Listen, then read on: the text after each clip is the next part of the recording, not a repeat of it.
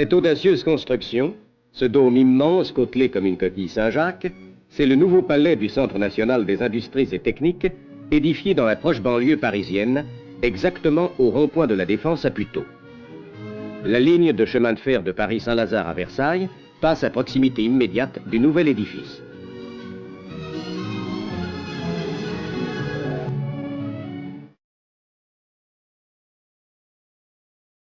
À l'occasion de l'exposition des Floralies internationales de 1959, la SNCF avait mis en service une gare spéciale reliée directement par une passerelle au deuxième étage de ce monument de l'architecture moderne.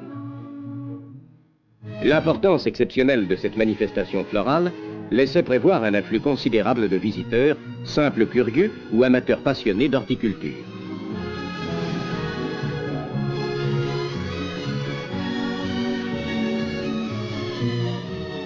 24 avril, jour de l'inauguration. Tout autour du palais flottent les pavillons des nations participantes. Dès le lendemain, la nouvelle gare de la Défense est ouverte au public. Elle est desservie les samedis, dimanches et jours de fête par les trains du service régulier et par des trains spéciaux. Pendant les périodes de pointe, une moyenne de 10 trains à l'heure s'y arrête pour chaque sens de circulation.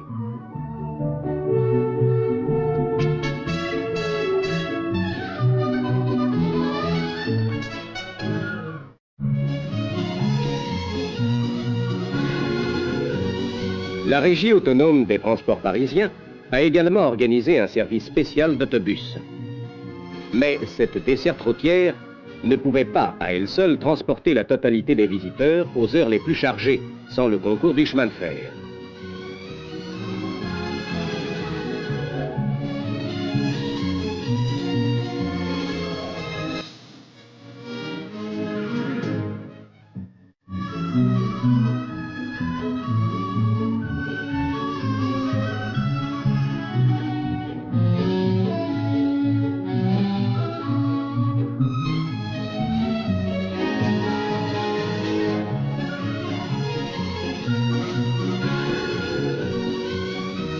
La gare Saint-Lazare connaît la même animation qu'au jour de grands matchs au stade de Colombes.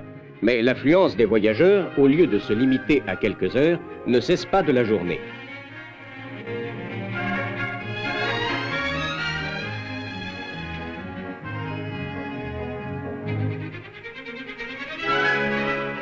En 5 jours, plus de 200 000 voyageurs ont utilisé le chemin de fer pour se rendre aux Floralies. La petite gare a été desservie dans les deux sens par 634 trains réguliers et 44 trains spéciaux. Ces chiffres et les images qui les accompagnent montrent que le chemin de fer a contribué pour une large part au succès de cette magnifique manifestation florale.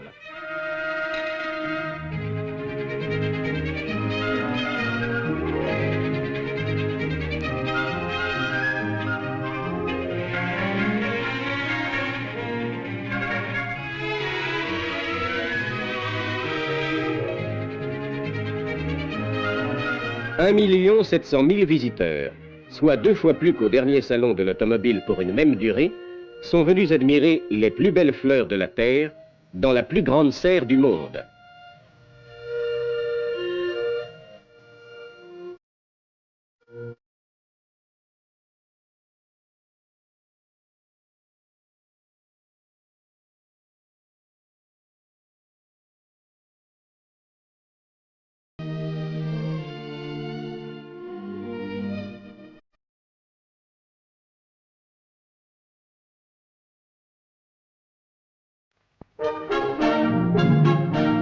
Sous le vocable symbolique d'Electrama, et pour la première fois depuis 1881, une exposition générale des industries de la construction électrique française a fait suite, sous l'immense voûte du palais du rond-point de la Défense, aux inoubliables Floralies.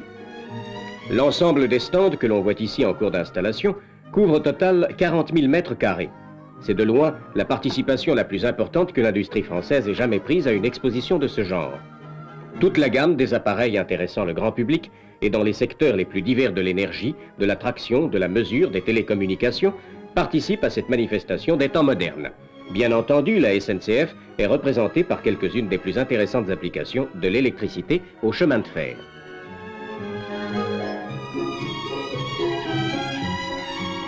À l'extérieur, 2 locomotives électriques vont soulever la curiosité des visiteurs. Comment sont-elles arrivées là? Par le rail, bien entendu, jusqu'à la gare voisine de Puteaux. Mais la livraison à domicile de ces envois lourds et encombrants a soulevé quelques problèmes. Leur mise en place sur remorque a exigé de délicates manœuvres, d'autant plus que ces opérations avaient lieu de nuit, afin d'éviter que ces convois exceptionnels ne perturbent la circulation sur les quelques kilomètres du parcours. L'opération de chargement sur la remorque de la BB 16028 est déjà commencée. Une puissante grue soulève la caisse de la machine, la séparant ainsi de ses bogies. Puis ces derniers seront évacués et remplacés par 2 autres provisoires sur lesquels la caisse va être posée.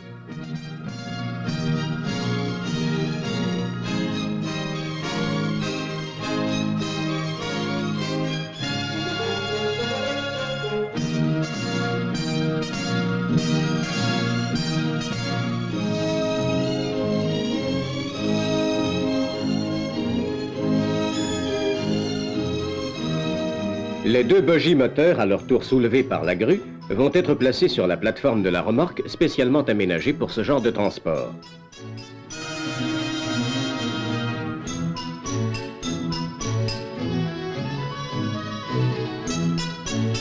De nouveau, l'appareil de levage s'est saisi de la caisse de la locomotive.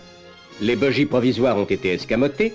Attelée à son tracteur, la remorque portant les 2 bogies moteurs vient prendre place sous la caisse suspendue qui lentement va descendre reprendre contact avec ses organes de roulement.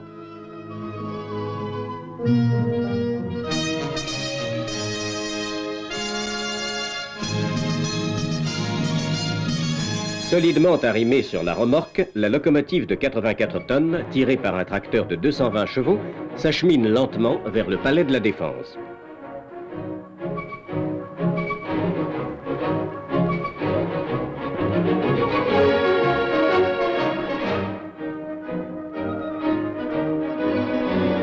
Quelle ne fut pas la stupéfaction des quelques noctambules attardés de voir surgir de l'ombre cette machine de vitesse, peu habituée certes à se promener à pas lents à travers les rues de la ville endormie. C'est avec une fierté bien méritée qu'elle a l'honneur maintenant de gravir la voie triomphale qui aboutit au terme de son voyage, Electrama.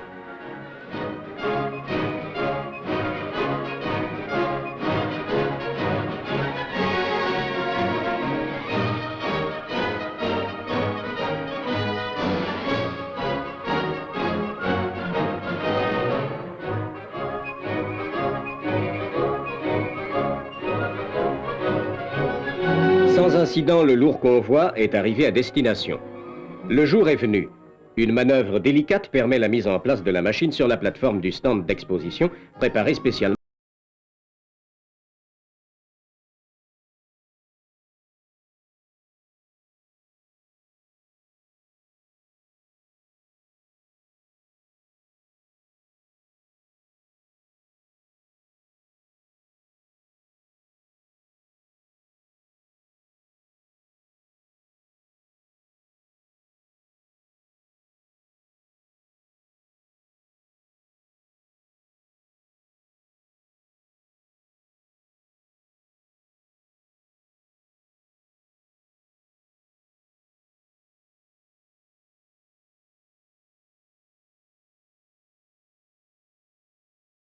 Noblesse, représentés par des tableaux énumérant les caractéristiques de ces 2 locomotives qui symbolisent la suprématie de la technique française en matière de traction électrique.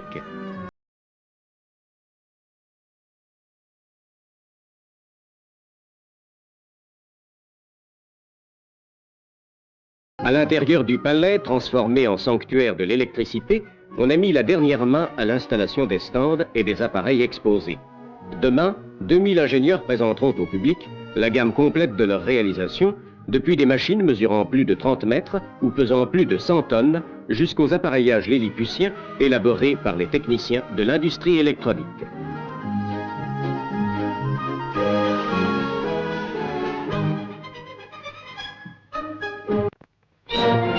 Le 12 juin 1959, Electrama ouvrait ses portes au public, dont l'intérêt se portait d'abord sur une pile atomique en action. Mais ce public n'en fut pas moins nombreux au stand de la SNCF, car l'usager du chemin de fer aime en connaître les nouveautés, entrer dans ses coulisses et s'initier à son fonctionnement. Ici, c'est un bloc d'appareillage réunissant tout le système nerveux d'une locomotive à courant continu du type BB 9200.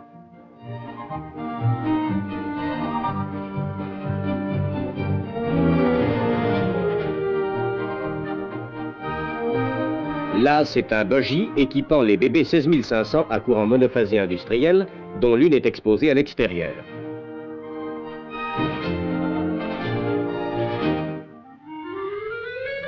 Ce bogie présente des caractéristiques révolutionnaires. Il ne possède qu'un seul moteur. Ses essieux sont couplés mécaniquement et surtout, il est doté d'un dispositif de changement de vitesse.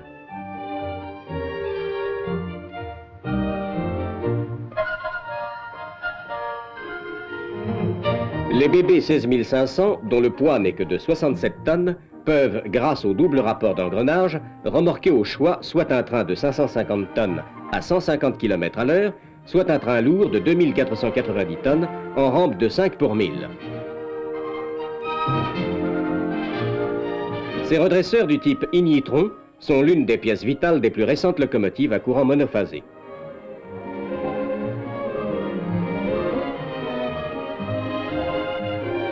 Un feu rouge clignotant, c'est l'annonce d'un passage à niveau non gardé. Pour la joie des enfants, une petite maquette animée montre le fonctionnement d'un passage à niveau à signalisation automatique. Ce système est maintenant bien connu du public. Il réduit au minimum l'attente de l'automobiliste. C'est le train lui-même qui provoque la fermeture des barrières 30 secondes à l'avance.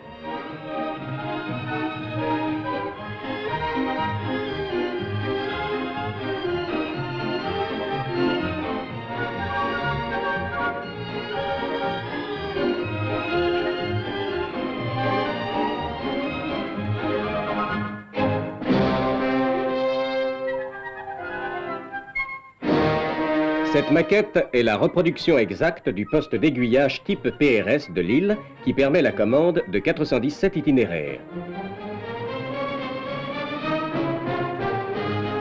Comme celui de Paris-Nord, ce type de poste est entièrement électrique, sans enclenchement mécanique. Il peut garder en mémoire les commandes enregistrées à l'avance pour les réaliser dès que les conditions de sécurité le permettent.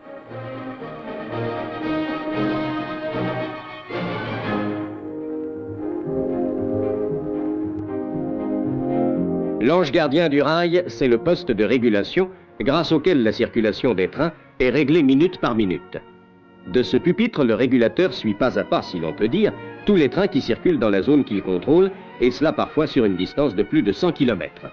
Une maquette simplifiée montre ici aux visiteurs ce que sont les circuits de voie à courant faible qui provoquent la fermeture des signaux lumineux au passage des trains, assurant ainsi automatiquement leur protection.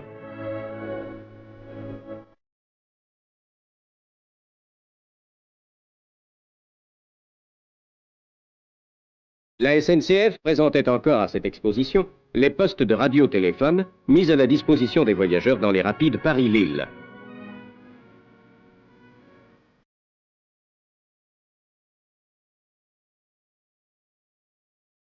Et puis, il y avait encore une foule de choses à voir, et les visiteurs n'ont pas manqué d'apprécier l'effort de modernisation réalisé par la SNCF grâce à l'électricité et à l'électronique.